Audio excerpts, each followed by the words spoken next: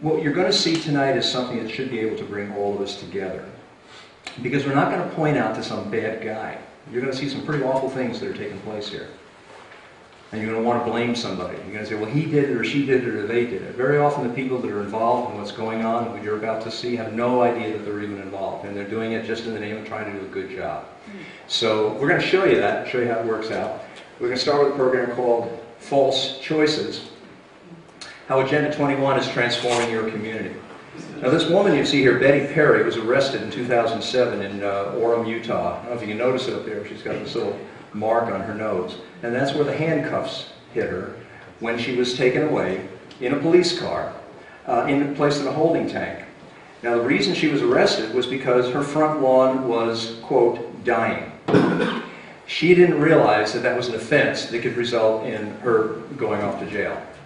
In the earlier part of this year, 2011, Julie Bass was planting an organic garden in her front yard. Simple thing to do. Julie likes organic foods for her family. So they became quite expensive, so she decided, gee, I'll just start a little garden for myself. Seems interesting enough, innocent enough.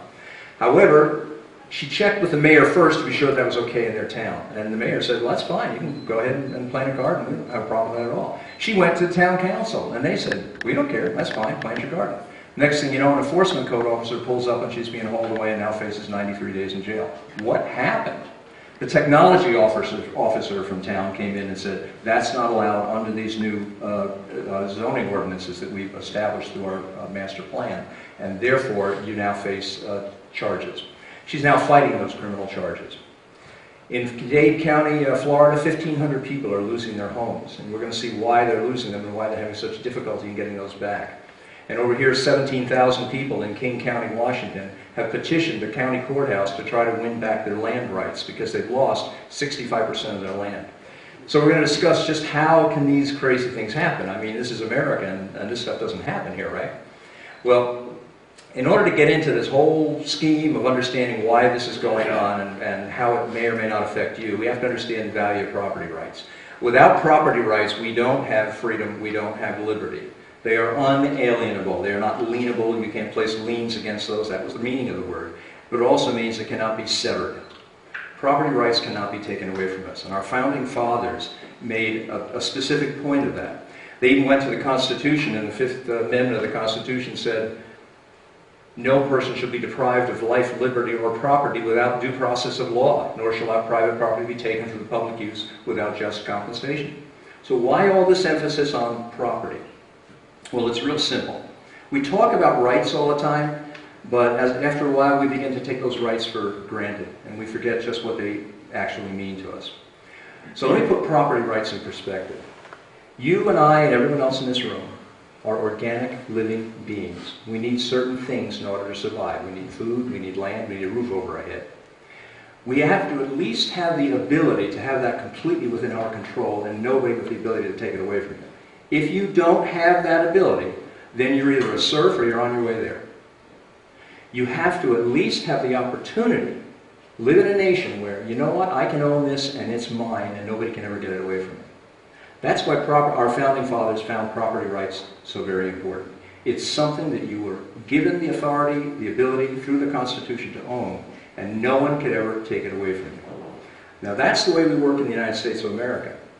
But not all countries work that way. So what I'd like to introduce you to is the United Nations Agenda 21. We're going to learn all about this tonight. And it also goes by another name, Sustainable Development. You'll find that these two terms are used interchangeably. So we're going to trace the very history of it. So to understand the documents, you have to understand the people who put those documents together. So two people are primarily responsible for this. In 1986, the United Nations requested a report be done. Actually, in 1982, they requested the report. It was finally completed in 87. They requested a report that said, what can we do to protect our planet against things like global warming, against the misuse of our natural resources, and also to eliminate poverty. So they asked Gro Brundtland if she would head up a commission and write this report. So you have to let's understand a little bit about Gro Brundtland. Gro Brundtland was the Prime Minister of Norway 3 times in a row. She's a popular gal.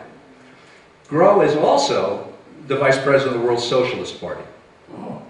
Now, since most of the world is socialist anyway, that's not so hard to believe. That makes sense. But what we might understand is what Grow believes. If you go onto the website of the World Socialist Party here in the United States, our chapter of it, here's what it says. The World Socialist Party of the United States is part of a globalist socialist movement that believes capitalism cannot meet the needs of the majority of people in the world, however progressive it might become. To meet these needs, capitalism must be replaced by socialism.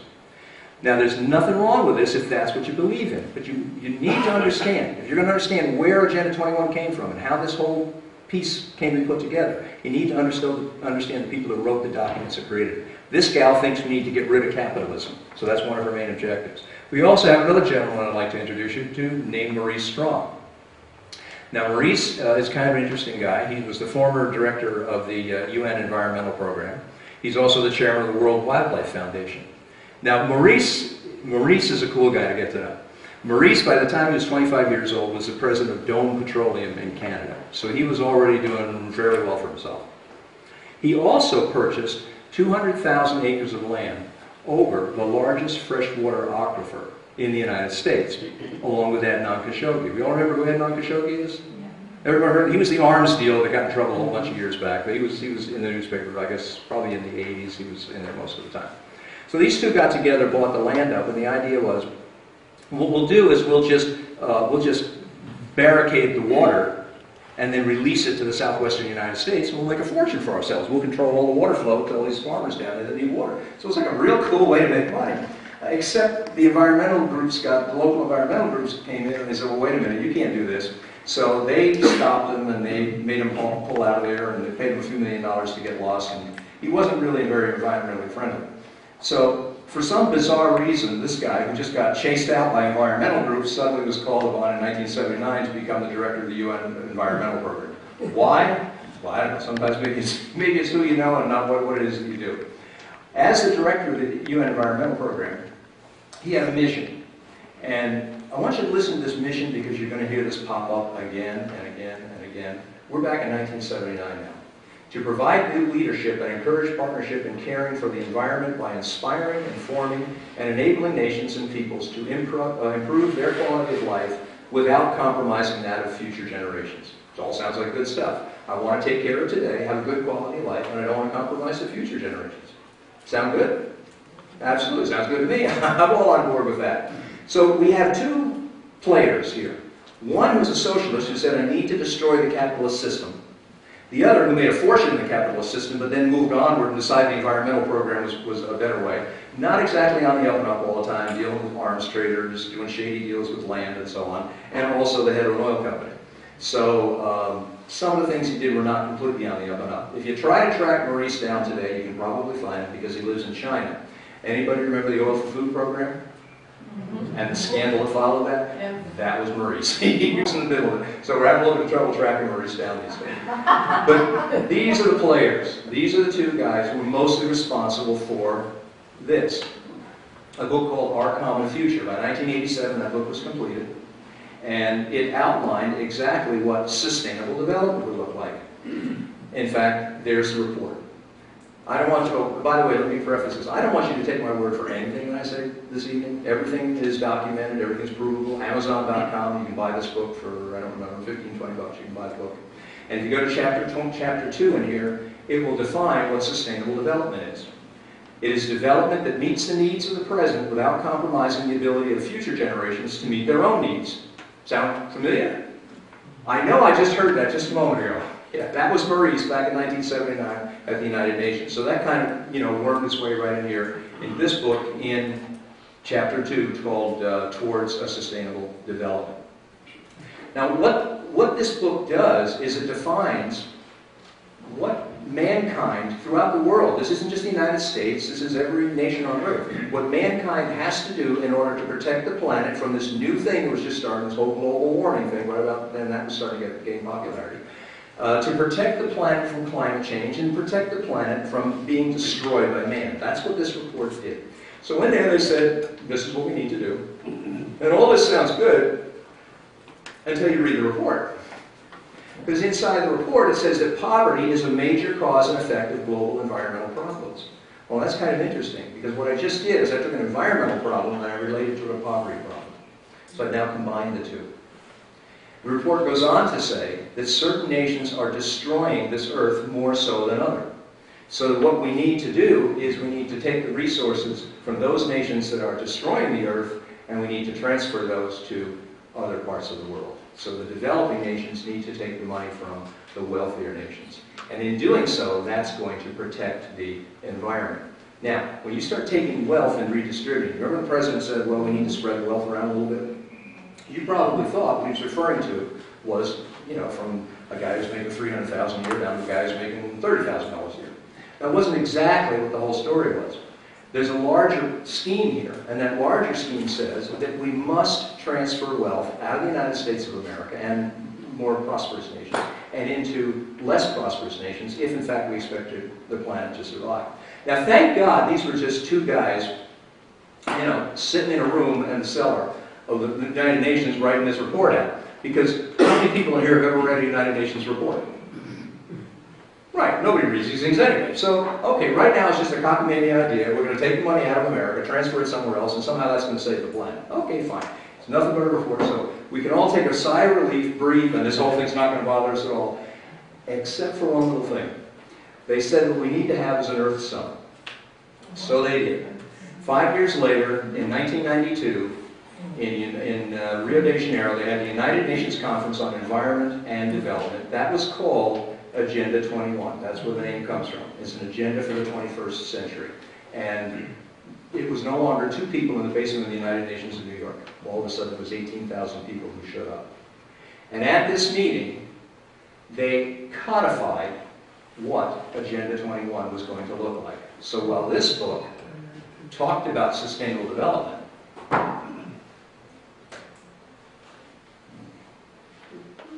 okay. There we go. I knew it was there. It was buried in the basement of the UN. This book codified the report here. So we now have an action plan. Everybody in here heard the word Agenda 21? Have you heard it? You heard the name? Okay, this is it. This is Agenda 21. It's not a fantasy. It's not some tinfoil hat scheme. This is Agenda 21. And if you want to buy it, you can go on the United Nations website. You go to Google, hit United Nations Agenda 21, and then you can go purchase the book. Or you can download it for free on some different websites also.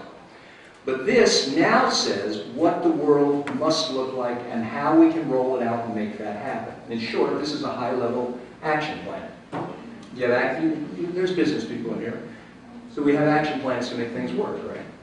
So that's what this is. This is an action plan. Well, okay, so we have a meeting.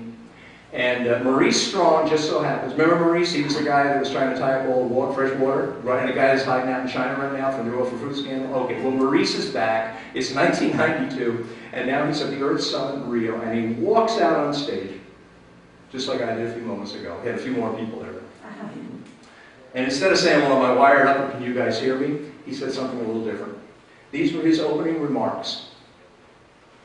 Current lifestyles and consumption patterns of the affluent middle class involving high meat intake, the use of fossil fuels, electrical appliances, home and workplace air conditioning, and suburban housing are not sustainable. Remember we said it was towards a sustainable community, towards sustainability? Well, now we're deciding what's no longer sustainable. And if it's not sustainable, that means we must begin to eliminate it. He also said, isn't the only hope for the planet that the industrialized civilizations collapse? Isn't it our responsibility to bring that about? That was Maurice Strong in his role as founder of the United Nations Environmental Program. Again, understand the people you're dealing with, and then you can understand the outcomes. There are no outcomes, there's only people. They drive them and make them happen. So this is Maurice. Well, the meeting was over. Actually, the meeting was being designed. The Convention on Biological Diversity was part of the folks that got together to actually draw up this booklet that you see right here. They were part of one portion of the authors of this booklet. And they decided that, okay, that's pretty good, that's all right, that gives us a lot of information, but what we really need to do is we need something that's a practical tool for translating the principles of Agenda 21 into reality. So we need to make all this stuff at meetings into reality that's going to go somewhere. You know, booklets are fine, we need to do something with it. Well, if you're going to take over the whole world, I guess you need a little more something a little bigger. So they got it. They created the Global Biodiversity Assessment, and that's what this guy is. And this Global Biodiversity Assessment chunks down the action plan that's in this book, in 40 chapters in this book, and it breaks it into a worldwide program and says what each nation is going to have to look like if we're going to actually save the planet. So in here it defines, and by the way, you can buy this. I got this from Cambridge University. There's only a few copies left, but they're floating around. You can get a hold of these things. So in here they define not only what the Earth has to look like when we get done, it's going to define what America is going to look like. And I'm going to show you what this book says America is going to look like. Now, thank heavens this is still a UN book, right? So we don't have to worry. This is still at the UN. Yeah, that's all right. So we're America. You know, nothing can happen here, so we're okay. So here we are. This is the book. But let's take a look inside this book, because in here it tells you what's not sustainable. So if it's not sustainable, what has to happen to it? It's got to go. It's got to go. It's got to be limited or eliminated. Limited or eliminated if it's not sustainable, according to this book. Well, here's what's in this book. Unsustainable activities. Do you like to ski? Well, skiing is considered unsustainable. Do you like little fish ponds in your backyard? Where you have koi and all these little guys floating around, you go out and watch them each day? Well, you're not going to be able to do that if the folks that wrote this book got their way. But they're not going to get their way because this is America. This stuff doesn't happen here, so that works. Pastures where you can graze your horses. Do you like golfing? Anybody like running golf? Well, golf courses are considered unsustainable. Asphalt, macadam, roadways, concrete are considered unsustainable. Therefore, what we have to do is begin to find ways to get rid of them. Gee, one way we can put a bicycle pathway, instead of putting 4 lanes out there, just have 3, or instead of 6 lanes, bring it back down to 4, and just have maybe some open spaces and things around there, so we don't have to have quite so much macadam out there. Unsustainable human activities are dams. You're going to start noticing dams are beginning to disappear in America. I don't know if you've noticed that or not, but just check the news and start to see what's going on. For one reason or another, they're going to start going down because they're unsustainable. Bends in rivers that are human-made, that have been straightened, where there was a bend and man straightened it, that is unsustainable because it's not natural. The scales of justice in the United States of America are unsustainable. All of this comes from this book, by the way. Why are the scales of justice in America unsustainable? Sounds like we've got one of the hottest legal systems going. Well, it's real simple, because animals and plants and the earth have rights. Therefore, they need to have representation and they need to be able to sue us. And they're not able to do that quite as readily as some people would like to see.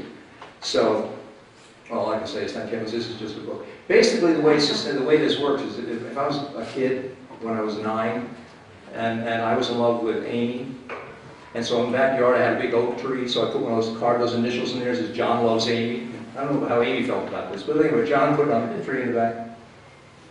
Well, all of a sudden, I've disfigured that tree. I've harmed that tree. So it should have some kind of rights to be able to come back and say, well, John, you don't get to do that, so we're going to sue you, and maybe Amy along with it. I don't know, it might include her in the lawsuit. So that's unsustainable. Private property is unsustainable. Americans have too much private property, and the majority of our wealth is tied up in private property.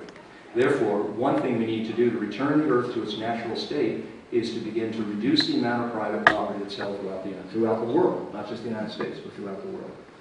Consumerism is unsustainable. Why in the world is consumerism unsustainable? Well, if I buy stuff, somebody has to make stuff. And if somebody makes that stuff, then they're running machines and they're using up natural resources to make it.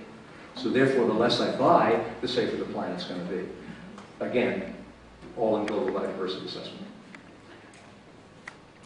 And the family unit is unsustainable because we're suffering from overpopulation. You're going to find that when people come into your area, particularly planners, and they come up with this grand scheme as to what they're going to do, very often one of the reasons they come in is because overpopulation. Oh, the population is exploding. Now, sometimes the population is exploding, and sometimes you do need to do something about that. So you have to understand that. Here's the problem with my talk tonight. I'm not going to give you a clear yes or no. I'm just going to show you what's going on out there, and you have to really make distinctions.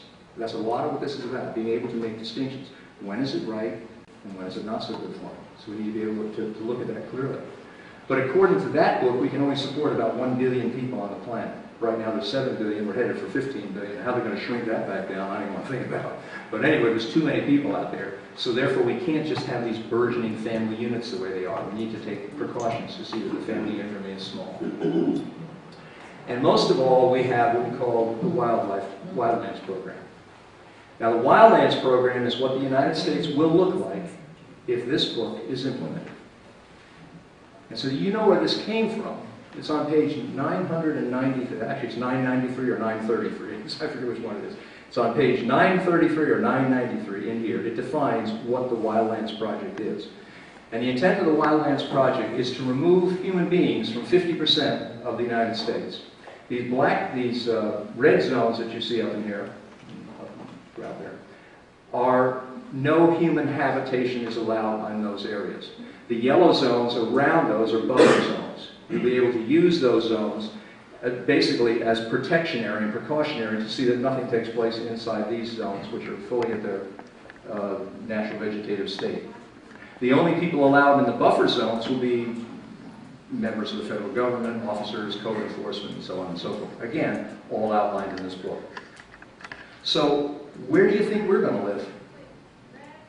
If the wild animals and the wolves and everybody else is taking over the rest of it, where are we? Inner cities. Well, that's about it. We're over here in these little dots that you might see here. And you'll see little black dots over here and little black dots over here. And those are what we call high-density habitats. So this book, and in conjunction with several different meetings of the United Nations, each over a 5-year period from Johannesburg, Germany, right up to present day, have defined what it's going to take worldwide to get us to look like that. Now this map is kind of interesting because you say to yourself, well, okay, this is America. You know, nothing like that could ever happen here. And thank God it was still only a United Nations book, right? So we're okay. We're safe. We're sound. This is a bunch of people from the UN. We'll never have to worry about it. Let's just go back and live life the way we were living it, because it can't happen. Well, maybe it can happen. In 1992, George H.W. Bush signed the agreement, a soft treaty in Rio, to implement Agenda 21, Sustainable Development in the United States. He agreed, became a signatory to what they call the Rio Declaration, which you all have a copy of. I think if you have a little copy of this sheet of paper that has the United Nations logo in the upper left-hand corner. He signed on to that and agreed to bring it to the United States. Now, we're still safe. Okay, we're okay. We don't have to worry about it. Because a soft treaty has no teeth. So it means you can't enforce it. You can't do anything with it. So thank God. Whew, maybe old George made a mistake, but we're still covered. Except for one thing. In June of 1993, Bill Clinton came along and he signed Executive Order 12852, which created the President's Council on Sustainable Development to begin implementation in federal agencies. And that's called this. Towards a Sustainable America. There are 7 of these, and you can download them. I will give you a website. You can go there and you can download them, or you can order them from the U.S. Printing Office. These were done back in the early 90s. In here, he defines, the Council on Sustainable Development defines exactly what sustainable development is going to look like in the United States of America. So let's just trace the breadcrumbs, like Hansel and Gretel did. We're going to follow through, make sure we get back home again. Let's understand, we had Grow and Maurice and a team of 12 other people put together a report for the UN saying how we're going to save the United States, and this came out back in 1987. This said we need to develop a sustainable world, not just America, not just America. That report was codified in the UN Agenda 21 in 1992. George Bush signed on to it and agreed to everything that's in this book, the Global Biodiversity Assessment. It didn't mean anything because it was a soft treaty and had no teeth until Bill Clinton signed it into an executive order and established the President's Council on Sustainable Development. It is now in the United States. It's here. It crossed the borders. We can no longer say this is just some scheme in the basement of the UN at the end of 42nd Street. Well, it didn't stop there, because once Bill signed the order, everybody else got on board. By 1997, the U.S. Conference of Mayors had created the Joint Center for Sustainable Communities. And why wouldn't they? If I say sustainable development, I don't think bad things, I think good things. I think I want to, recycle my garbage. I want to take care of my front lawn. I want to, build a home that's built responsibly. What could possibly be wrong with sustainable development? And the answer is, there's nothing wrong with sustainable development. What's wrong is when you take a good idea and you co-opt it with a political agenda. That's what's wrong. So we need to make those distinctions. When do I really have sustainable development, and really do I have a political agenda that calls itself sustainable development? By 2001, the National Governors Association endorsed smart growth, advancing statewide sustainable development. And in 2011, President Barack Obama signed Executive Order 13575 and created the White House Rural Communities Act, enabling implementation of sustainable development in 16% of the United States of America. Well, okay, it's still a bunch of executive orders, right? I mean, how can you turn an executive order into something that's going to bother me in my own backyard? I mean, that's absolutely ridiculous. And is this really Agenda 21? Come on, I mean, this is, can't possibly be. Well, actually, if you go into that book, which I just held up there, the President's Council on Sustainable Development is explicitly charged with recommending a national action plan on how to achieve a sustainable development in the U.S. The PCSD was conceived, and here it is, to formulate recommendations for the implementation of Agenda 21. So when somebody looks at you and they say, oh, you're nuts, we're not part of Agenda 21, I want you to go right to this website right here, or Google it. State Department submission to the 5th session of the Commission on Sustainable Development, or just State Department 5th session PCSD, that'll do it, April 1997. And you're going to find that the only reason the President's Council was formed was to implement Agenda 21. There was no other reason. Did they read? Do they what? Did they read? They do read. Yeah, they read. Now, how did this get to our backyard? Because presidents control regulatory agencies. And regulatory agencies write what? Regulations. That's what they do for a living. They sit there and they write regulations. So now we just bypassed Congress. There's nothing to vote on any longer. There's nothing that your council has to, the congressman or your senator has anything to do with, because we bypassed that whole process. When the president created an executive order, he now embedded it down in 11 of the federal agencies at that time. But he also partnered up with non-governmental organizations. And has everybody heard of non-governmental organizations? Do you know what they are? NGOs? Okay, good. There's only one that seems really solid. We'll give you a little bit more information on that. But groups like the APA here, the American Planning Association, Institute for Sustainable Communities, the Trust for Public Land, and so on. All of these principles that were put together in here and from this global biodiversity assessment, they now made their way down into these agencies. So when regulations are being drawn up by the EPA, when they're being drawn up by the Forest Service and so on, they're in compliance with the President's Council on Sustainable Development, because that's what agencies do. They're supposed to be in compliance with what the President says. He's the boss. He gets to tell them what they can do and what they're not allowed to do. So the motto of this whole Agenda 21 program is development that meets the needs of the present without compromising the ability of future generations to meet their own needs. Have you ever heard that before? Where did we hear that one before? Oh, Maurice. Maurice came out with that, and all of a sudden now it's worked its way all the way up into the Agenda 21.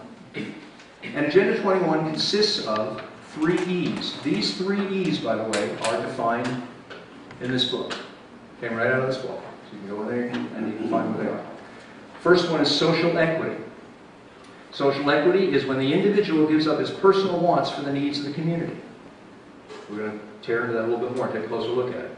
Economic prosperity is part of the 3 E's. Free market is replaced by public-private partnerships, and there's an international transfers of wealth. We're going to talk about that a little. And then ecological integrity, where individual rights are subordinated to environmental needs. So what does all this mean to you and I? Well, laws, under social equity, laws coerce individuals to give up their personal wants for the needs of the community. Or, as Harvey Rubin there said, individual rights will have to take a back seat to the collective in the process of implementing sustainable development. Harvey Rubin is a member of ICLEI. We'll hear a little more about ICLEI in just a moment here. And get this, don't forget Harvey's picture here, because we're going to come back to Harvey again in just a minute, and you're going to meet him a little bit closer. Individual rights will have to take a back seat to the collective. What kind of talking is this? Is this, it's kind of weird. This is not American talking. This is not what we think of when we think of the United States of America and buy a little piece of property where I can, have a little stream in the backyard and raise my kids and put a little swing set for my grandchildren. But all of a sudden we've got a whole new language that's happening. And it's all in the name of this sustainable development. Economic prosperity, there's two components of economic prosperity according to Our Common Future, according to the Agenda 21 book, and according to the seven booklets that are put out by the President's Council on Sustainable Development. And a transfer of wealth simply means this. The developmental and environmental objectives of Agenda 21 will require a substantial flow of new and additional financial resources to developing nations. The Rio Declaration says equity will be achieved through implementation of the international economic order and through transfers of resources to developing countries. You get what I'm talking about here? We're going to save the planet. We're not going to save the planet by living responsibly. We're not going to save the planet by recycling. We're going to save the planet by creating a whole new social structure among the people who live there. Now, this would be wacky if it was nothing but a report written in the basement of the United Nations in 1987. But that's not what it is anymore. Now it's here in the United States of America. So when we talk about this Agenda 21 preamble, you're going to find that here in the pamphlet that paper that I just handed out, which is the front pages of this book. That's where it came from. I want you to know where every bit of this comes from, because I don't want you to ever not be able to hold your head up high in any company and say, that's what this is. Because you're going to meet people who have no idea. They're up to their eyeballs in Agenda 21, and they don't know it. And they honestly, genuinely, sincerely have no idea what it is that's going on. So in that case, you need to educate. But we're going to look at a couple of these principles in just a minute. These are the principles that drive this entire system. That's called the Rio Declaration. Remember, this is what George Bush signed off on. What are public-private partnerships? Well, public-private partnerships are kind of neat. Because if you're, let's say, a benefit corporation, or if you're a corporation that works in conjunction with the government, you get certain tax breaks. You get certain limited liabilities. For instance, in California, there are housing units that are going up. And most people, I know there's builders in this room right now, they're responsible, and they know if I build a structure, I build it well because I know that at the end of the day, I'm responsible. They're going to come back to me. Besides, I'm a good businessman. I want to be able to build more businesses. I want people to come back to me. So we do a good job to take care of our customers. But some of these agreements, not all of them, some of these agreements say, you know what? The builder has no liability. So if the roof's fallen in, or this is caving in, or the sheetrock wasn't done properly, or whatever, they have absolutely no liability. They're forgiven. And that's beginning to happen in different sustainable communities across the United States. And again, I use the word distinction. It's not happening everywhere. There's really honest builders out there who want to do a good job to give the community what they want. So we need to be able to separate the two. The problem with public-private partnerships is this. The guy who's on the outside has a rough time with it. If you're not part of the PPP, then you're part of the free enterprise system. All of a sudden, you're paying the high taxes, you have the normal liabilities, you have limited access to those federal dollars, you have high competition, high cost of getting a hold of cash and money, and you often run into a struggle to survive. Ultimately, PPPs, if they grow large enough, they begin to drive out that middle-class businessman that's so essential to survival in the United States of America. That's one of the pieces that I'm here for. I'm one of those free enterprise guys in the middle who runs a small business. So I begin to see around me how these things happen. And we have ecological integrity. That was the third E. This is where individual rights are subordinated to nature. It's nature over man. In the Rio Declaration, human beings are at the center of concerns for sustainable development. They're entitled to a healthy and productive life in harmony with nature. Now, this is principle number one. I want you to look at this from a couple of standpoints. First of all, viewpoints. We're going to tear that sentence apart because I want you to understand what that thing says and the impact of that sentence. This came from this book, Agenda 21. This is the Bible of this whole movement that we've described right now through our current president, actually. But if you'll take out this little sheet of paper, you have it on your chair there. It's got the UN logo in the upper left-hand corner. But it's not blue. It's not blue. No, sir. I'm so sorry. We copied it in black and white. If you go down to principle number one, we'll read it right off the paper. This should be exactly what's up there. Human beings are at the center of concerns for sustainable development. So all of a sudden, sustainable development is a human issue. It's no longer a climactic issue. It's no longer just a planetary thing. It's no longer the planet comes and goes, the species come and go. That's not even part of the equation anymore. We're at the center of this problem. So the fact that the planet's not sustaining the way it needs to be, according to certain people's equations, it's our fault. That's number one. But number two, they, meaning us, are entitled to a healthy, productive life. Let me stop you right there. Who in the world gets to tell me what kind of life I'm entitled to? Anybody? I get to decide what kind of a life I'm entitled to. I do the best I can to do the best job, to be fair to the people around me, to try to be a good and decent human being, and live a lifestyle that's a decent one. But all of a sudden, we have someone telling us what we're entitled to and not. And then the last part of that sentence, they're entitled to a healthy, productive life in harmony with nature. So in other words, I don't even get that healthy and productive life if I'm not in harmony with nature. Now this sounds completely bizarre to most of us sitting in this room because we have a thing called the Declaration of Independence where we don't get our rights from any particular person. They come from a higher being, if that's what you believe in, or whatever power source may be yours. But we don't get that from someone else.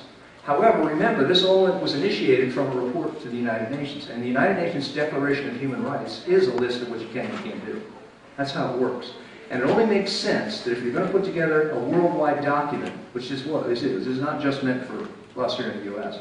If you're going to put together a worldwide document, why not use the UN Declaration of Human Rights because it's already a worldwide organization. So that's why you see the terminology in here that you do. The problem with it is it's in direct opposition to what we as Americans see, feel, live, breathe, all the things that we've been brought up to believe in. It goes on to say that to achieve sustainable development, states, and all the United States is to the UN, just another state, neither we get capitalized. But other than that, that's all we are. States should reduce and eliminate unsustainable patterns of production and consumption. And we already know what the unsustainable patterns of production and consumption are because they're all outlined here in this report. And they didn't put this report together just to have a report sit in the basement of the United Nations and nobody look at it. Now, a lot of people never heard of Agenda 21. A lot of people never heard of the things that I'm talking about. Now I'm going to tell you why you haven't heard about it. I'm sure many people in this room heard Agenda 21 and they said, I'm not so sure about that. Well, it's no accident. One of President Clinton's advisors was a gentleman named J. Gary Lawrence. He was an advisor to the President's Council on Sustainable Development. Today, he's the urban strategist leader with ARUP Consulting. If you're in the consulting field, planning, they're probably one of the biggest in the world. They're huge. They built the Sydney Opera House. They built the Tappan Zee Bridge. I mean, these guys are major, serious players. But they're also up to their necks in this thing called Agenda 21 and Smart Growth. So here's what J. Gary Lawrence wrote in a document at the bottom of here. I don't want you to take my word for it. The Future of Agenda 21 in the New Millennium. Google that, and you can download this document. If you can't find it, email me and I'll send it to you. Here's what he said. Participating in a United Nations advocated planning process would very likely bring out many who would actively work to defeat any elected official undertaking local Agenda 21. Therefore, we will call our process something else, such as comprehensive planning, growth management, or smart growth. Why? Because these are terms that we're all familiar with, we all feel safe with, we all feel comfortable with. They're things that builders and contractors and homeowners have used on a day-to-day basis for 20 years or more. And they're fine, they're safe. So why not hide behind that? And that's what they did. All of a sudden they came out with groups of terms like smart growth, smart streets, visioning processes, consensus, open spaces, walkable communities, sustainable New York, sustainable Pennsylvania, sustainable New Jersey. And on and on and on and on. Multi-use dwelling, mixed-use dwellings. I was talking to a gentleman earlier today who does a fine job, I'm sure, of mixed-use dwellings in an honorable way, and you should all be doing business with this gentleman. The reality is, though, people have co-opted this stuff. And here's why. We need to turn this, which is now considered urban sprawl. Remember it used to be suburbia? We all wanted to have maybe a little half acre or quarter an acre or maybe 2 or 3 acres if you were zoned that way or something. We always want to have our little slice of the pie that we could call our own because that's our king, that's our little kingdom, that's our, excuse me, our castle. And they want to turn it into this, which is high density urban dwelling or mixed use dwellings. Now, there's nothing in the world wrong with this. Nothing. They're fine. I've seen some of these. They got 9-foot ceilings, granite countertops, great big kitchens. I mean, they're beautiful. Absolutely stunning. There's nothing wrong with it if you want it. There's everything wrong with it if you find it. In fact, all that is a plan to get to this. So unfortunately, when you walk out of here tonight, you're going to have to think about this stuff. You're going to have to ask lots and lots of questions to find out, where are we going with this thing? Is this just part of this? Or is this something different? So, in order to make all this function, in order to make this a reality, we needed two systems. One was Smart Growth. Smart Growth essentially manages people and urban development, and the Wildlands Project manages the rural land. Between the two of them, they drive people off of the rural lands into the urban areas and get people out of automobiles and into bicycles and walking. That's where this walkable community all comes from. It's not just the nice idea that walking is good exercise. It's also the fact that we have another agenda here. And we're trying to fulfill this and see that this becomes a reality. So how did this now get to my backyard? We've gotten it down into every community in the United States. So how do I now take this idea that the President's Council on Sustainable Development put over here and get it into, I don't know, Stroudsburg, Pennsylvania, or Lehighton, or wherever it might be? Well, actually, that's relatively simple. Money. All we did was we allocated money from the President's Council on Sustainable Development, and we gave it to different agencies. One was HUD. HUD then contracted with groups like the American Planning Association. And the American Planning Association is not the only planning association in America, but it's the gorilla on the block. It's the biggest one. They have 100,000 members. They have 11,000 designated planners around the United States. And essentially all they did was they put together a boilerplate program that implemented Sustainable America throughout the United States of America. And this is what the boilerplate program looks like. So when a planner comes into your area, and he's from the American Planning Association, or she is from American Planning Association, this is where all that fancy planning comes from. You think you're going to visioning meetings and you're coming up with this really neat idea that's just meant for our community. And while there may be a few little modifications here or there, essentially these are all boilerplate. No matter what the plan is, no matter what community you live in, they're all the same as if it's part of the Sustainable Development Program. But one of these wasn't enough. You still see the screen out there? Okay. So one of these wasn't enough. So we came out with two of them. So this is the second. So there's 1,500 pages of boilerplate. So it doesn't matter where you live, whether you live in Tucson, Arizona, whether you live in Syracuse, New York, whether you live in Santa Cruz, New Mexico, or whether you live in Stockholm, Sweden. The plans are essentially all identical.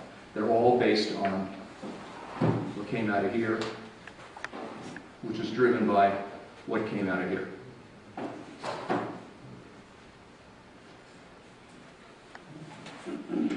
In addition to these planning organizations implementing Agenda 21 throughout various communities. By the way, Agenda 21 is in every county in the United States of America. If you doubt me, then just plug in sustainable development, social equity.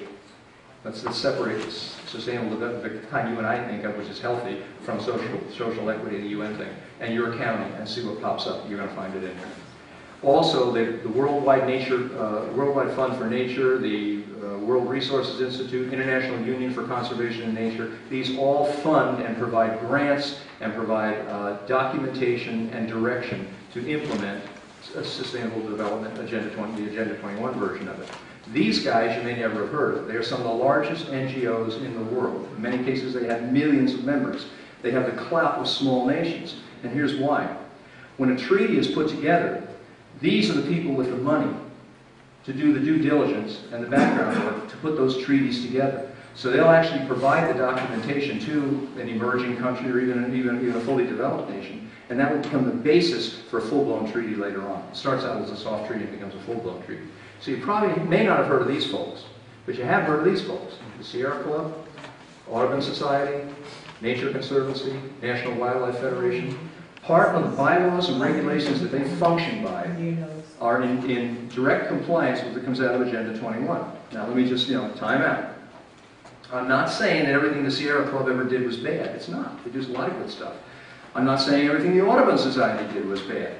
They do a lot of good stuff. In the same way with the National Wildlife and Nature Conservancy. They do a lot of good things to help our planet and to help our nation. But they're also doing some things that are going to implement this. So again, we've got to make those distinctions when we're sitting down with our local planners or we attend our local planning meetings. ICLEI is one of those non-governmental organizations that we just talked about. They don't belong to the United Nations, but they do work in concert with them, and often at the auspices of them. Their job was to roll out Agenda 21. We have the documentation where there's actual meetings between the United Nations and the officers running ICLEI, and they said, this is your job. We want you guys, since you've done such a good job so far, to take the wheel and roll out Agenda 21. And so they do. They push local communities to regulate the environment. They guide visioning meetings with stakeholders. We're going to show you what some of these visioning meetings look like, and they're not what you might think they are. Gain elected official buy-in via grants and intimidation. The quickest way that I can take your property rights away is to wave grant money in front of you. And those property rights just go up like they evaporate. Minimize protests. Implement and enforce sustainable development. ICLEI right now operates in over 600 counties in the United States. And I'm not going to wait for all these to scroll forward ahead. Their goal is to operate in 1,000 communities. I think it's by, I'm not sure, 2014, 2015. They want to be in 1,000 different communities. And they are gaining ground in some areas, but they're also losing ground in other areas. And we're going to describe exactly where that is. This just scrolls and goes on and on and on and on. And I just want to give you some kind of an idea of the impact that this group ICLEI has here in the United States of America. So when somebody says ICLEI is not part of the UN, excuse me, but they are part of it. They're not part of the UN, but they've been authorized by the United Nations to go into all these communities to implement the Agenda 21 program we were just talking about. Now, in June of this year, Executive Order 13575 was signed by our President. And Executive Order 13575 said that it granted the federal government authority over the food, fiber, and energy for 16% of the United States of America. It provided 25 governmental agencies the power and leverage federal investments in rural areas to increase the impact of federal dollars and create the economic opportunities to improve the quality of life in rural America. Doesn't that sound great? Let's start to look at what I just said. I just said I'm now in charge of food, fiber, and energy for 16% of the United States of America in one office, the Office of the Presidency, because all these federal agencies report up to the Presidency. I just provided all this power to 25 government agencies. Go to Wikipedia, there aren't 25 federal agencies. There's only 24. So where's the 25th one? How do we do that one? That was interesting. It was a wild card that the President threw in case we ever do have another agency, we're covered. So we know that these guys are going to be in there, they'll be able to have all this power. Power to do what, though? To leverage federal investments. What is a federal investment? Reach in your pocket. Reach in your wallet. Check your checking account. That's what a federal investment is. It's your money. They're investing your money. But hopefully it's for the good of society, so maybe it all rolls out. It's okay, right? Well, let's see. They're going to invest our money in rural areas to increase the impact of federal dollars, to create economic opportunities. How do you increase the impact of federal dollars? There's only one way to do it. How do I increase the impact of federal money? I increase impact by writing laws. I create more regulations, more restrictions, more limitations. And those regulations then enhance the impact that I have in the organization. It's real easy. And how hard is it for a federal agency to create a new regulation? Anything to it? Nothing to it at all. They sit down. In fact, I have a friend of mine who works as a scientist, works with Department of Environmental Protection, and they say that it's almost a joke when comments come in to the website, because you can go to the website where when new federal regulations come. It's a joke. Thousands and thousands and thousands of people called in when healthcare came out because they put it up when someone passed some of these regulations. They put it up on the agency website, and they don't even pay attention. And they joke about them in the back room. And at the end of the day, these agencies do pretty much precisely what they want. Unless it gets real high profile and there's a lot of pushback, then you might be able to get somewhere with it.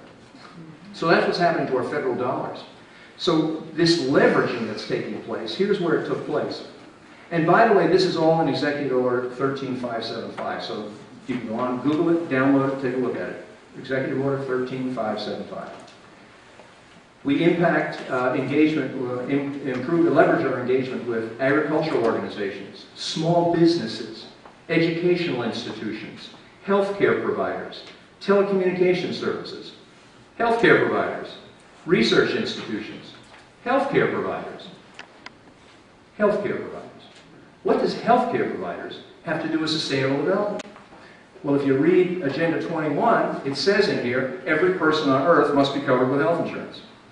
Now, am I saying that the Affordable Care Act that President Obama passed last year was part of Agenda 21? No, I'm not, because I don't know if he did it with this in mind or not. I can't get inside the guy's head. I don't know. All I know is it certainly works in concert with it, so it worked out rather well. If he did it or not is anybody's guess.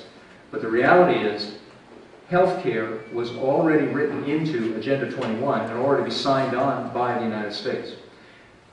Law enforcement, state government agencies, local government agencies, all subject to leveraging by the federal government, which essentially gives the federal government power over food production, land use, and a de facto cap and trade program for 16% of the United States of America. That's what Executive Order 13575 does for you and I. You remember when the president went on this rural rural communities tour a while ago when he had those 2 buses? About $1 million a pop or something like that? Okay.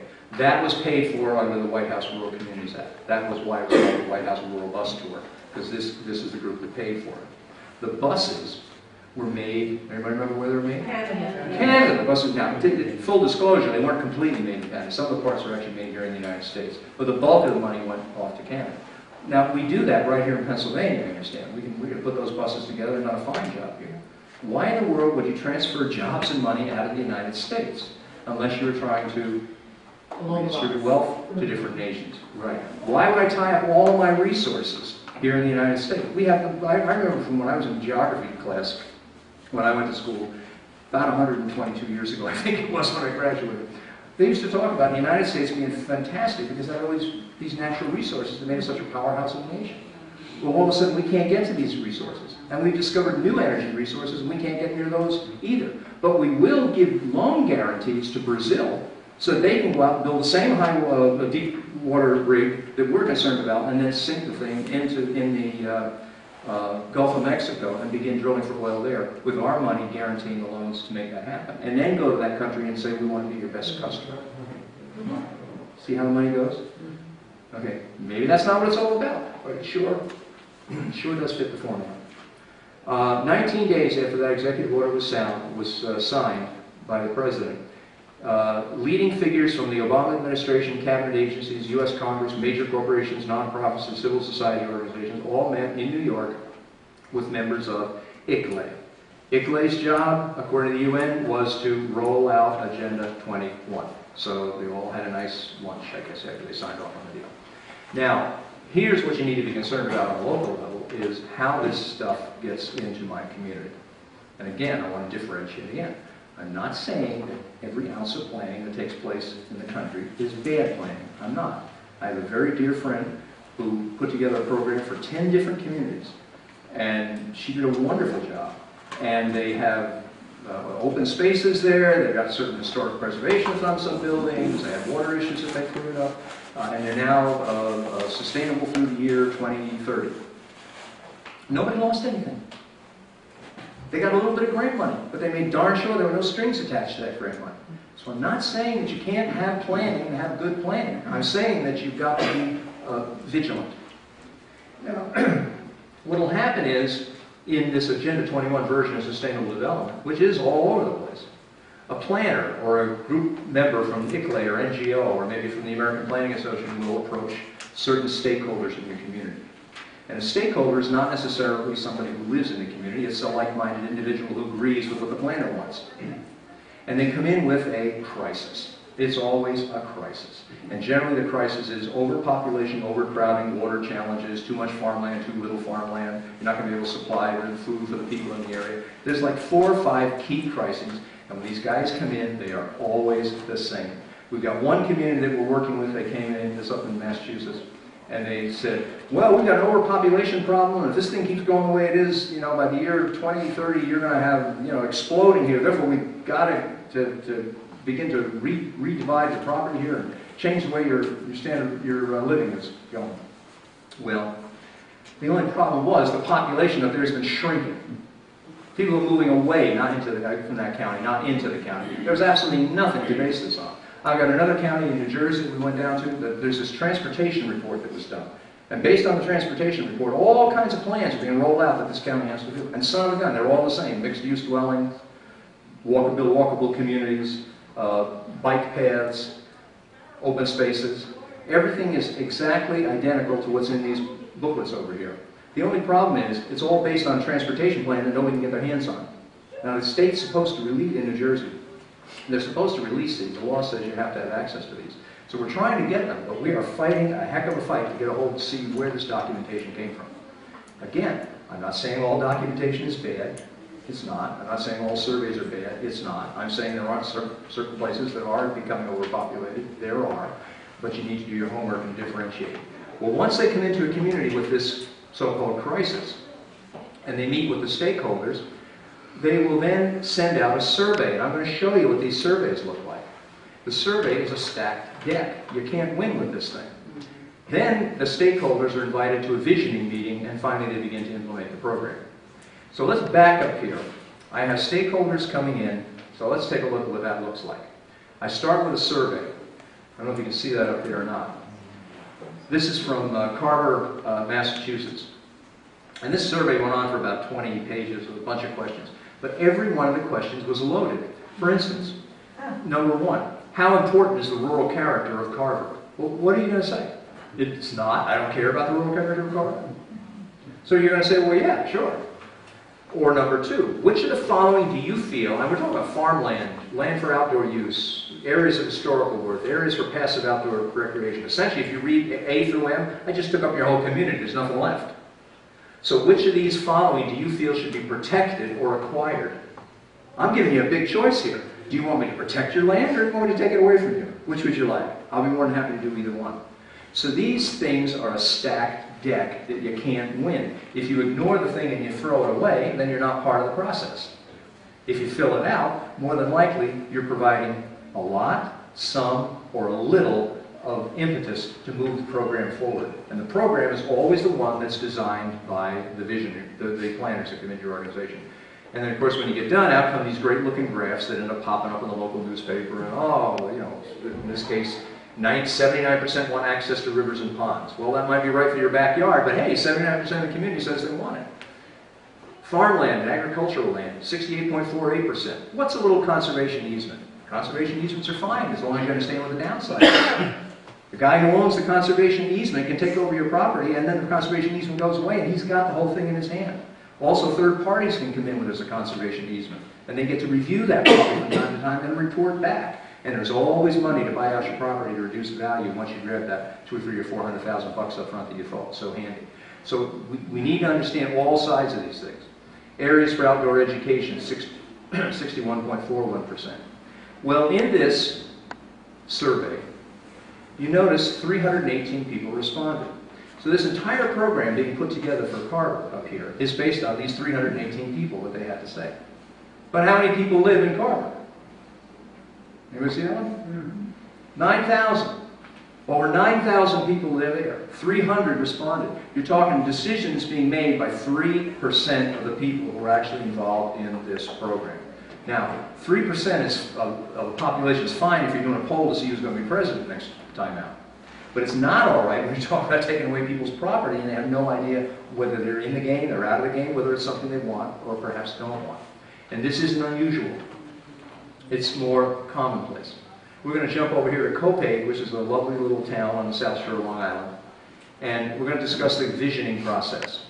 Now, visioning processes the world over are the same. I'm in business. Has anybody held a visioning session in your business? You ever done? Yeah, planning and visioning. And the rules for planning, or basically for visioning, are all the same. Everybody gets a voice. Don't talk over your partner over there. You want to hear what everyone has to say. There are no bad ideas. We just want to hear whatever ideas you have to offer. So that's kind of how visioning goals go. Okay, but not this time out. Take a look at the visioning goals here. Ensure community participation and voice. That's just dandy. That's fine. Revitalize downtown as a mixed-use transit-oriented district. Excuse me? Is that a goal, or is that the end result? This isn't part of the visioning process. These are people that came to the table with exactly what they wanted done, because they took this information off of one of the surveys that they did. So the survey, and wait till you see how many people were in the survey, decided that we want to explore redevelopment potential for industrial areas around the train station, strengthen economic opportunities in the downtown area. We're no longer going along with the will of the people. We're now completely in bed with the will of the planners who decided what to do. And here's where this stuff came from, so we understand. The most important partner in this process is you. And that's as it should be. And I love the way they put you. Big capital letters are you. You are the most important person here. So who participated in this process? Who participated? Over 300 people participated throughout this whole process. Well, that's pretty good. I don't know, there's maybe 50 people or so in this room, so 300 would be a huge room, so 300 people participating, that's pretty darn good. This was a healthy mix of people who live in the study area and those that use it for other purposes, but live in surrounding communities. So what am I saying? Those 300 people didn't even all come from Copiague. They come from the surrounding communities. But hey, that's all right. They get a little bit of a say, I guess, right? Even though it's not their property, they have something to say about it. The problem is, do you know how many people live in Copiague, Long Island? I just looked this up. 20,000. 18, you're close. 18,000 people left there. Now, my math isn't all that great, but if there's 18,000 people and 300 people participated, you're talking about maybe 1.5% of the total population was involved in what took place down here. So people are not engaged. Now, whose fault is that? Is that the planner's fault? Is it the individual's fault? I don't know. We have to take it upon ourselves to become more involved in the things that are taking place. But this plan down here, very few people were ever involved in it, though ultimately when it's done, it affects virtually everyone. Now, there are certain things we need to look out for when we go into these books and when planners come into your community. And one is called the precautionary principle. Now let me explain what the precautionary principle is. It's pretty much standard in most planning. It says that where threats of serious or irreversible harm to people or nature exist, anticipatory action will be taken to prevent damages to human and environmental health, even when full scientific certainty about cause and effect is not available, with the intent of safeguarding the quality of life for current and future generations.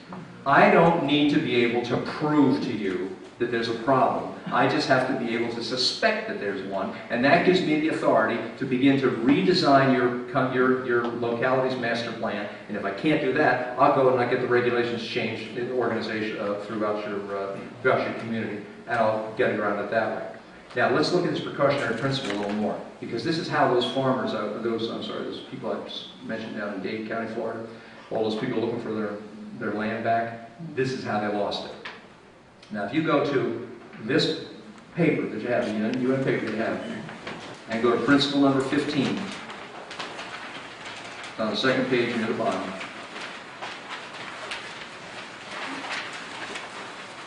In order to protect the environment, the precautionary approach should be widely applied by states according to their capabilities. Where there are threats of serious or irreversible damage, lack of full scientific certainty shall not be used as a reason for postponing cost-effective measures to prevent environmental degradation. What happened in Dade, Miami County, Florida, in that area that I showed you in the very beginning, was the local Department of Environmental Management came in and said, this is a wetland, and therefore you guys are going to have to move, we'll give you a certain amount of money for it, and they offered like 30 cents on the dollar. The people didn't want to do 30 cents on the dollar, so they called in the Army Corps of Engineers. The Army Corps of Engineers said, there's no wetland here. You have no problem at all. There's absolutely no scientific proof that this is a wetland. So what happened? Durham went out and they pulled out the precautionary principle. And they said, we don't have to be able to prove it. That is happening throughout the United States of America. It's not happening everywhere. It's not happening in every community. It's not every single plan. But it's out there enough that you need to understand what's happening to protect your own rights. Fishing from North Carolina to the Keys has some of the best red snapper fishing anywhere. In fact, there's a joke among the local fishermen. There's so many red snappers out there, you dive in the water and they catch you. 70% of our fleet is at dry dock down there. Why? Because the EPA won't allow them to fish there. Why? Because they said that there's a shortage based on not science, not numbers, but precautionary principle and consensus among certain parties, certain environmental groups. Consensus, that's going to pop up again too. Well, if you think the precautionary principle is troubling, wait till you see the amortization of non-conforming uses. The amortization of non-conforming uses is in Chapter 8 of whatever Volume 2 is here, of those two books. The whole chapter on it. And here's how amortization of non-conforming uses works. If you think you can't lose your property, if you think, well, I have nothing to worry about because, my community is protected from all this stuff, no worries. Try this. But for homeowners who live in a community that adopts the guidebook's vision, that's the guidebook they're talking about. Growing Smart Legislative Guidebook. The APA, American Planning Association, amortization proposal means the extinguishing over time of their right to occupy their houses and without just compensation for loss of that property.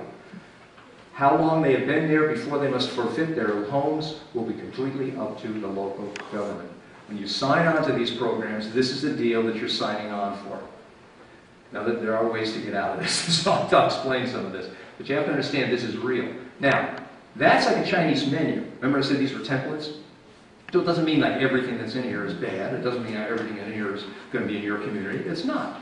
It doesn't mean that every planner is necessarily using this book. Most of them do, but not necessarily all of them. So you might say, well, look, I got a sharp town council. They're going to take one look at the amortization of non-conforming uses and say, get that out of here. We're not going to do that. Well, I'm going to show you that it won't matter. You'll get stuck with it anyway. And here's how. All they have to do is create a regional board. And then they roll your plan up into the regional plan. And then whatever the regional plan has to say, you're stuck with it. So you think you had all these local protections? They just went out the window. But of course you have to approve that first, right? Well, let me show you how that works. This is downloadable. You can get a policy framework for adopting the precautionary principle, January 2004, Washington State. Took it right off the internet. This was approved in 2004. And here's what they did. The local community decided that they didn't want to go along with these land grabs, so they voted against it. So here's what the planners did. You're going to watch this thing roll up so fast you're not even going to notice. It's like a worm slipping into a mud bank. So I'm going to let you know when we come to the good sentence. Individual policies in Washington State, King County, and the City of Seattle include aspects of the precautionary principle. Precautionary principle came out of here, remember? That was in here, that's what we were reading. Well, now it's in here. And now it's in a planning program for Washington State.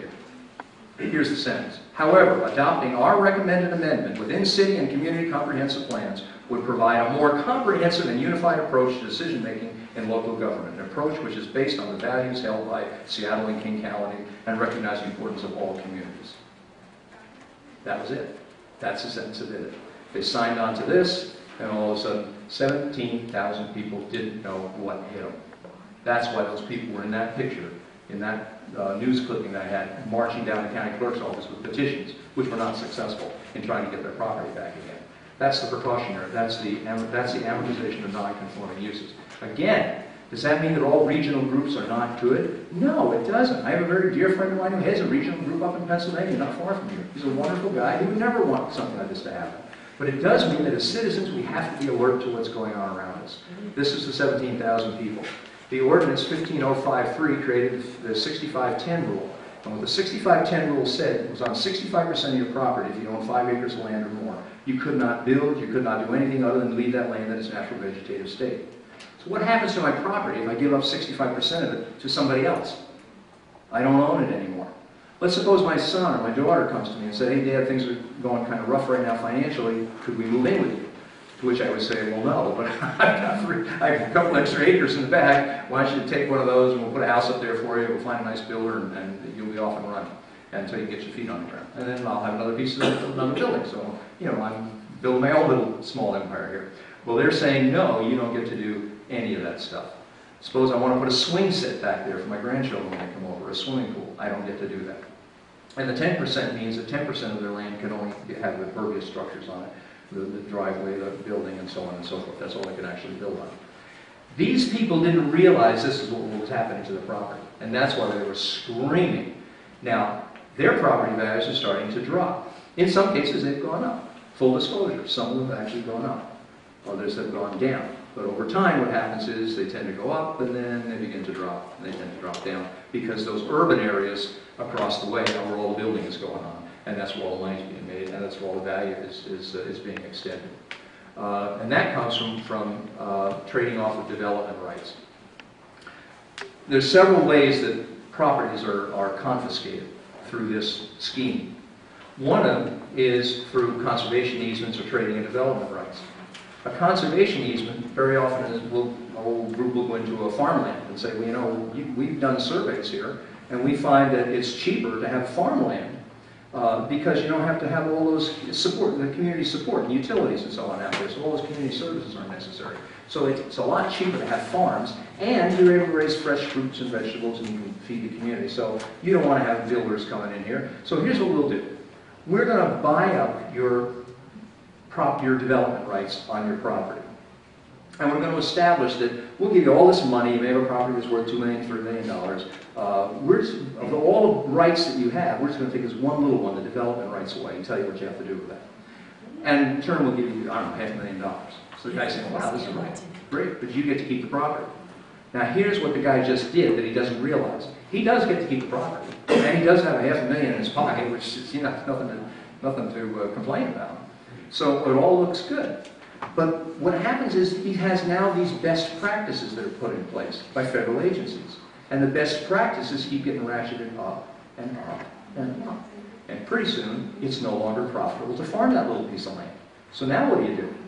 Well, now I go to the guy who's sold the land and I say, well, you know, I can't afford to do this any longer. Maybe you can help me out. Sure, I'll be happy to buy the land from you. So they buy the land from you at a reduced sale value, and once they buy the land, guess what? The conservation easement disappears, because you can't own the land and have a conservation easement at the same time. Now they can do with it whatever they want. And yes, this is happening across the United States in different communities. In Kings County, Washington, 141,000 acres was lost of homeowners. Homeowners' development rights were lost on 141,000 acres. 2,400 potential dwelling units were moved into urban areas. When you get involved with these community programs through this Agenda 21 program, everything is predetermined. You think your visioning is yours. You think these ideas are yours. You think there's a consensus among the community. But in fact, that consensus has already been predetermined. Over in New Jersey, this is going, a great example of this is a group called Sustainable New Jersey. Now, we've met with these people, and they've sworn up and down we have nothing to do with UN Agenda 21. We have nothing to do with the sustainable development that you're talking about. Now, we're pure is the term they love to use. Except that, if you look down here, oops, sorry. Look down here, I don't know if you can see it from there. Their program encompasses the three equal interrelated components of sustainability: prosperity, which is economic prosperity; planet practice, which was the environment; and people embrace social equity. So equity, environment, and the economy. The three E's are right there in their program. That's Sustainable Jersey. But it doesn't just stop there. Sustainable Jersey in practically every town over in New Jersey. If you go to little Denville, little town of Denville, in the township of Denville in New Jersey, you go on their website, and what do you see? That first line right there, I don't know if you can make it out or not. The township of Denville has been certified as a sustainable community by Sustainable New Jersey. And what is sustainable development? Well, right there it is. Social equity, environment, and the economy, exactly as we took it out of the exactly as we took it out of the original report for the UN. The UN 3Es are now in every single state in the United States of America. What's sustainable development? Go to the township of Denville, and again we see meeting the needs of the present without compromising the ability of future generations to meet their own needs is one of the most popularly defined definitions of sustainability. It takes its root in the 1987 United Nations Property Commission. Yes, these are all interrelated. Yes, these communities are involved in Agenda 21. Dade County, Florida, we talked about the 1,500 people. You might say, well, why don't they go to court to try to help themselves? Well, they can't go to court because, remember this guy's picture? Remember we saw Harvey? He was the guy that said in developing sustainable development, the needs of the individual are going to have to take a back seat to the needs of the collective. That was Harvey. Well, he's also the clerk of the court. So there's no way these people in Dade County, Florida are going to get any relief by going through the legal system. He also sits on the advisory board to the ICLAI. This is also influencing our children. Now we got 15 minutes to wrap this up. Influencing our children. The goal of the United Nations Decade for of Education for Sustainable Development, for which UNESCO is the lead agency, is to integrate the principles, values, and practices of sustainable development in all aspects of education and learning. Now understand what we said here. Sustainable development, the Agenda 21 version, has made its way into our communities in two methods. One is through development and through planning in the local community, and the other is through the education system. If we can change the minds of children and get them to think more placidly, get them to go along with things, it'll be an awful lot easier to implement this stuff which is anti-rights. So, the educational effort will encourage changes in behavior that create a more sustainable future. Now, how many people in this room sent your children to school to have their behavior changed? Any of you? I don't think so. I want them to learn the 3 R's, reading, writing, and arithmetic. But instead, we're talking about changing people's behavior. And that's exactly what these programs do. The UN Decade of Education for Sustainable Development, which is right here, this is the overview of the program, is nothing but the 40 chapters of Agenda 21 put in a classroom training program and approved by the Department of Education and the National Education Association for use in the United States. Children are being taught that facts are man-made, and I'll show you where they're man-made. They're being taught about eliminating of disagreement, to rely on experts, and it's only okay to question certain ideas. Now, the reason we're in this room tonight is because we're questioning things. You may agree with me, you may not agree with me. That's fine. You get to question me. I get to question the status quo. You get to question the status quo. That's what the heart of America is about. But all of a sudden, certain things are not open to question. And this came out of this book, by the way, so you know where I got it. Wealth is socially unjust. So if some guy over here makes $500,000 a year and some guy over here makes $50,000 a year, that's not fair. That's what your children are being taught. Wealth is destroying the environment. Man is causing global warming. That's up in the air right now. The whole thing about global warming is kind of very highly suspect. Maybe it is, maybe it isn't, but it's looking iffy. Women and girls are marginalized. Well, there's certainly a time when they were more marginalized than they are today. So again, wouldn't you want to at least be able to question that? I know some very successful women who are doing really, really well for themselves. So I don't know. I want to be able to question these things. Your kids are being taught not to question it, and I'm going to show you how. One way is through a program called Connected Math. This is the Connected Math Guidebook.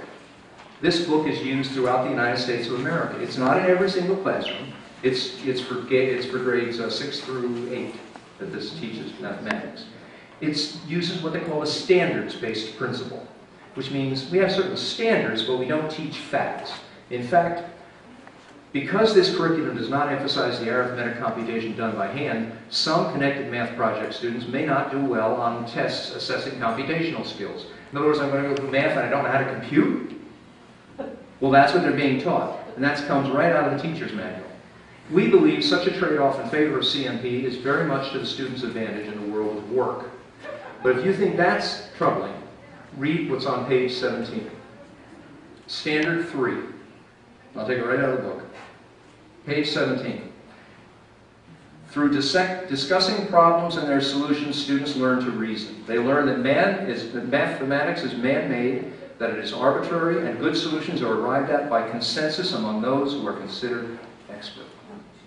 So we no longer can just say that, hey, 3 times 3 is, well, we don't know. Because it's a consensus. Your children are being taught consensus. More and more through society, you're going to hear this term consensus pop up. Have you heard about the idea that there's a consensus that there's man-made global warming? Yes. There is no such thing in science. As I said, my friend is a scientist. They don't do consensus. They do facts, and you either prove them or you disprove them. And if you prove them, then you go on to become a hypothesis. And if that sticks, then it becomes a theory one day. Did you ever hear of the hypothesis of anthropogenic global warming? There was no such thing. It just became a theory overnight, and suddenly it had the same status as a theory of relativity. How did that happen? It happened through the notion that consensus was okay, and we put it everywhere. And that's what your children are being taught in school. Consensus. Math is arbitrary. Now, there are people fighting back trying to get this out of the school system. In Texas, they got it out of a few of the school districts. But there's a lot of controversy over this. There are reports out that say that this is, quote, an exemplary system. Guess where they come from? The Department of Education. That's who says it's an exemplary system. And the way they get it into the school system is through grants. They give grant money for training, and the schools suck up the grant money, and they're stuck with the program. Influencing our children. Now, you might think that all this is just a bad mistake, like new math, and maybe we're just, we tried to teach our kids the right things, so we did a good job, we kind of messed up. Well, I'm going to show you that that's not the case at all. What you're seeing here is intentional. And I got this right out of here. Education for Sustainable Development Toolkit, written by Rosalind McEwen. She's one of those experts. And here's what Rosalind had to say. Generally, more highly educated people who have higher incomes consume more resources than poorly educated people who tend to have lower incomes. In this case, more education increases the threat to sustainability. You get the connection? You think this is an accident? It's not. Nobody spends, to the best of my knowledge, spends more money on education than we do per child in the United States of America. And yet our grades keep dropping and dropping and dropping and dropping. And part of the reason is because of exactly what you see in this booklet. If the kids are highly educated, they consume more, and that's going to be bad for the planet. Therefore, we only want them to know so much, and consensus is easy. If I get a kid that's been drilled consensus in his head, then he becomes very compliant. Communities are pushing back. Carroll County, Maryland had an Office of Sustainability. They dissolved the thing. Las Cruces, New Mexico, Carver, Massachusetts, all of these are towns. The state of Florida just outlawed smart growth throughout the whole state. That didn't stop all development, but it woke a lot of people up. Virginia is pushing back. Spartanburg, South Carolina. Carroll County, Maryland, we just mentioned. Edmonds, Oklahoma dropped out of ICLAID. Montgomery County, Pennsylvania dropped out. Oklahoma City dropped out. 14 communities across the country now have dropped out of this ICLAID program, so we've had enough of it. I'm on time now. The Wisconsin legislature introduced bills enabling local governments to repeal comprehensive plans. What I'm saying is not mystical, it's not tinfoil hat, it's not imaginary, it's not some conspiracy thing. This is happening. 2 bills have passed are in the legislature right now to try to return property rights back that have come in when community planners come in and alter those master plans so that people win their property back again. And in Bonner County, Idaho, we're working very closely with the people out there. They've established a property rights council to protect private property rights from governmental activity. Governments are coming, bypassing your local community, bypassing your local town laws, bypassing your local ordinances, and money is coming right down from HUD. And when you accept that HUD money, there's a 66-page document under NOFA, Notice of Funds. It is now 8:35 and the library will close promptly at 9 p.m. Go to page 11 in that document and it will tell you exactly what your community is going to look like, whether you want it or not, if you took that money. And here's what you can do. Learn more, Google the stuff that I put up here. I want you to check out open spaces. When people say it's overpopulated, find out why. Ask for definitions of social and economic justice. Write out what your concerns are, get them to your town. Check with your representatives, find out their names and educate those people. Demand political candidates take a stand on this sustainable development stuff, this version of sustainable development. Remember, we're not against sustainable development, we're against this version of it. Recruit your neighbors and your friends to get involved. And in conclusion, our local communities are now in peril because a small group seeks to convince us that unless we surrender our property and our freedoms, unless we subsume our individual rights to the good of the community, the planet will not survive. Yet this is a false choice. For over 200 years, Americans have protected our planet, our nation, and our liberties.